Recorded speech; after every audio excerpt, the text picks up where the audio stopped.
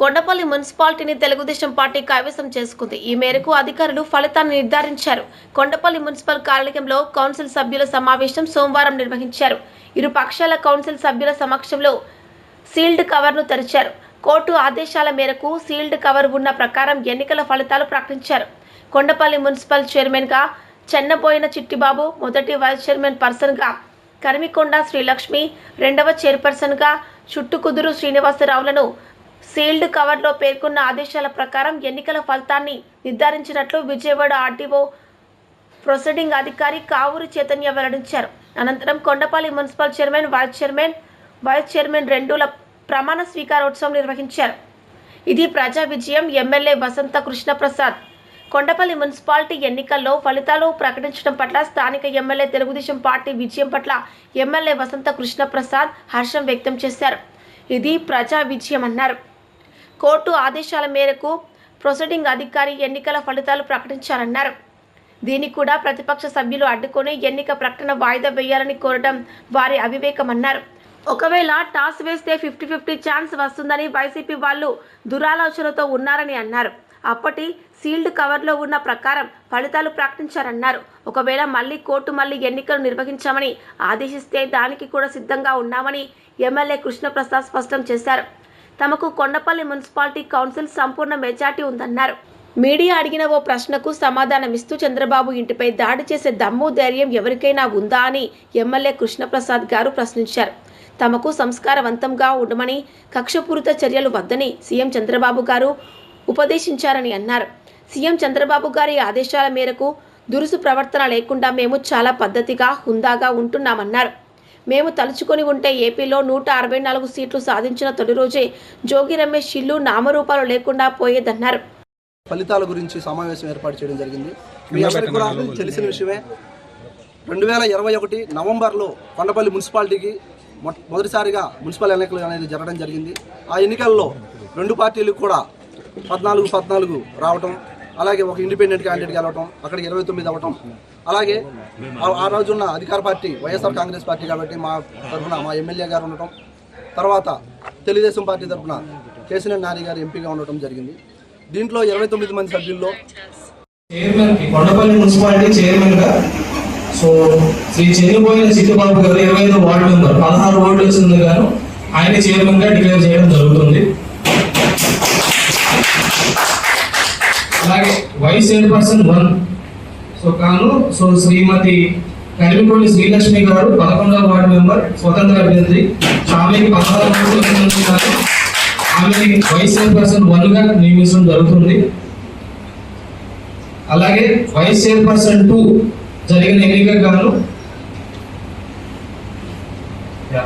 శ్రీ చుట్టుకుదురు శ్రీనివాసరావు గారికి 16 ఓట్లు వచ్చిన ఆయన వైస్ చైర్పర్సన్ 2గా ప్రకటించబడటం జరుగుతుంది. చంద్రబాబు నాయుడు గారి ఇంటిని ముట్టడించే దమ్ము, ధైర్యం ఉన్నోడు ఎవడన్నా ఉంటే గనక రమ్మని చెప్పండి. మేము ఎందుకంటే చంద్రబాబు నాయుడు గారు తొలి శాసనపక్ష సమావేశంలో ఒకటే మాట చెప్పారు. మీరు ఎవరి మీద కన్నా తగులుకెళ్ళినా, ఏ మహిళ పట్ల అసభ్యంగా మాట్లాడినా, దురుసు ప్రవర్తన చేసినా నేను సహించను, మీరు హుందాగా ఉండండి, మహిళలను కించపరచొద్దు, గౌరవప్రదంగా ఉండండి అని చెప్పారు. మేము చాలా గౌరవప్రదంగా ఉంటున్నాం. మేము గనక తలుచుకొని ఉంటే రాష్ట్రంలో 164 సీట్లతో అధికారంలోకి వచ్చిన తొలి రోజే జోగి రమేష్ ఇల్లు నామరూపాలు లేకుండా పోయేది. ఒకవేళ కనుక జోగి రమేష్ గతంలో చేసిన తప్పుని నేను మళ్ళీ పునరావృతం చేస్తాననే మాట 4 దాటి కనుక బయటకు వస్తే మేము చంద్రబాబు నాయుడు గారు, పవన్ కళ్యాణ్ గారు చెప్పిన మాట కూడా ఏనో, దయచేసి వెనకటి నుంచి మన సూక్తులు చెప్తా ఉన్నాయి, ఈపెప్పుడు నోటిని బతిలాడుకుంటుంది, నువ్వు జాగ్రత్తగా ఉండి చావే, లేకపోతే పగిలేదు నా ఈ పని. జోగి రమేష్ గారు మీకు గౌరవంగా చెప్తా ఉన్నాం. నువ్వు ఎవరిని పడితే వాళ్ళని, ఎంతటి అసంబంధమైన వ్యక్తి అంటే ఇతను మొన్నే చెప్పాడు, ఇప్పుడు నిర్మిస్తున్నటువంటి అమరావతి అంట కాదంట, చంద్రబాబు నాయుడు గారు నిర్మించే అమరావతి సరైనది కాదంట, మళ్ళీ అధికారంలోకి వస్తాడంట, జగన్మోహన్ రెడ్డి గారు ఈసారి సరైన అమరావతిని నిర్మిస్తాడంట, మొన్నే చెప్తా ఉన్నాడు. కాబట్టి 5 సంవత్సరాలు జగన్మోహన్ రెడ్డి గారు 3 రాజధానుల నాటకం ఏమాడారు, ఎందుకు ప్రజలు చెప్పు తీసి కొట్టి పక్కకు పంపించారు.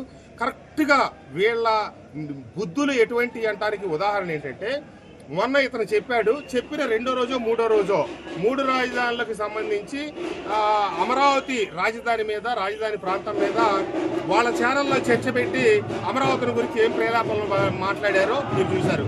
కాబట్టి వీళ్ళంట అధికారంలో మళ్ళీ వస్తారంట, ఇంతకంటే బాగా రాజధాని నిర్మిస్తారంట. చెప్పడానికి సిగ్గు, శరం, మానం, అభిమానం అనేది ఒకటి ఉంటుంది, అది ఉండాలి. దయచేసి సంస్కారవంతంగా మనం ప్రజాప్రతినిధులు, ప్రజల కోసం, ప్రజలకి, ప్రభుత్వానికి అనుసంధానంగా మనం ఎన్నిక కాబట్టాం. మన పరిధులు, పరిమితులు తెలుసుకొని మన బాధ్యతలు ఎవరైతే తప్పితే ప్రజలను రెచ్చగొట్టడం, పిచ్చి పనులు చేస్తే ప్రభుత్వం చూస్తూ ఉండిపోతుందని చెప్పి తెలియజేస్తాం. ధన్యవాదాలు. ఈరోజు కొండపల్లి మున్సిపాలిటీ ఎన్నిక కోర్టు నిర్ణయం మేరకు ఆ రోజున 2021 సంవత్సరంలో ఏమైతే ఫలితం ఎన్నిక నిర్వహించి ఫలితం ప్రకటించకుండా సీల్డ్ కవర్లో కోర్టుకు సమర్పించారో, తదనంతరం కోర్టు కేసును విత్డ్రా చేసుకున్న తర్వాత కోర్టు ఆదేశానుసారం ఈరోజు ఆ రోజు జరిగిన ఎన్నికని ఫలితం ప్రకటించమని కోర్టు చెప్పిన మేరకు ఈరోజు ఆర్డీఓ గారు ఫలితం ప్రకటించారు. దాంట్లో ఆ రోజున తెలుగుదేశం పార్టీకి 16 ఓట్లు, వైసీపీకి 15 ఓట్లు రావడం జరిగింది. అదే ఈరోజు ప్రకటించారు. సరే, వైసీపీ వాళ్ళు అభ్యంతరం వ్యక్తం చేశారు, ఏమని, ఎంపీ గారు ఓటు తీసేసి ఇక్కడ లెక్క వేయాలి అని. దానికి వాళ్ళు కోర్టుకు వెళ్ళి ఉండాలి. ఇప్పుడు కోర్టులో కేసులు విత్డ్రా అయ్యి ఎలక్షన్ కమిషన్ వారు ఎన్నిక నిర్వహించమని చెప్పి ప్రకటించి 4 రోజులు దాటింది. మరి ఈ మధ్యకాలంలో కోర్టుకు ఎందుకు వెళ్ళాలా? ఈ రోజు ఫలితం ప్రకటించదు, ఫలితం ప్రకటించకపోతే మేము కోర్టుకు వెళ్తామని చెప్తా ఉన్నారు. ఈ నెల బట్టి వెళ్ళుండొచ్చు కదా. నేనేం చెప్పానంటే, కోర్టు ఆదేశానుసారం ఆ రోజున్న సీల్డ్ కవర్ ఓపెన్ చేశారు. కాదు, ఈరోజు ఎన్నిక నిర్వహిద్దామంటే మేము సిద్ధంగా ఉన్నాం, ఎన్నిక నిర్వహిద్దాం. కానీ అటు ఇటు కాకుండా వాళ్ళకి లాటరీ కావాలంటే, ఎందుకంటే ఏదన్నా ఛాన్స్ వస్తే కనుక మాకు 50-50 ఛాన్స్ ఉంటుందని వాళ్ళ దొరాలోచన. ఇవన్నీ సాగవు. ఏమైనా ఒకటి మటుకు గుర్తుంచుకోండి, తెలుగుదేశం పార్టీకి కొండపల్లి మున్సిపాలిటీలో సంపూర్ణమైనటువంటి మద్దతు ఉంది. దాదాపుగా 30 గాను 20 పైచిలకు 2 వంతుల పైన మెజార్టీ మాకుంది. ఎందుకంటే నాతో పాటు ఒక 5-6 కౌన్సిలర్లు ఇటు తెలుగుదేశం పార్టీలోకి రావటం, వైసీపీ వైపు కొంతమంది కౌన్సిలర్లు మరణించడం ఇత్యాది కారణాలు ఉన్నాయి. ఇక్కడ అసలు ఏ రకమైనటువంటి కన్ఫ్యూజన్ లేదు.